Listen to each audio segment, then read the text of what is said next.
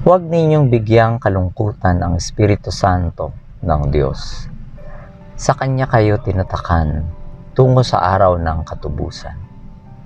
Iwan ninyo lahat ng kabuktutan, sama ng loob, galit, puot, pambubulyaw, at paglait. Magpakabait kayo at magkaroon ng malasakit at magpatawad sa isa't isa, tulad ng pagpapatawad sa inyo ng Diyos kay Kristo.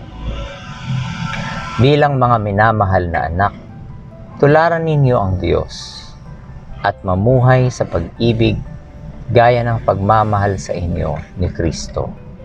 Alang-alang sa atin, inialay niya ang kanyang sarili bilang handog at mahalimuyak na hain sa Diyos.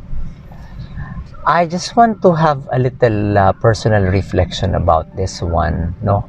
Kasi kung titingnan natin ang lipunan ngayon, parang nino-normalize na ang mga bagay na ito, katulad ng galit, ng puot, ng pambubulyaw at paglait sa kapwa, no?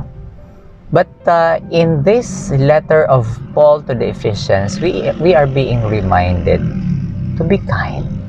Sabi dito, magpakabait kayo at magkaroon ng malasakit at magpatawad sa isa't isa tulad ng pagpapatawad sa inyo ng Diyos kay Kristo. Ayan, so ilan na lang ba ang sumusunod nito? O kaya sabihin natin, ilan na lang ba ang aware dito? At kinukonsider ito sa araw-araw na pamumuhay, no? We are being reminded na hindi dapat natin nino-normalize yung pambubulyaw, yung panlalait, yung sama ng loob. Because these are not the examples na binigay sa atin ng Panginoon.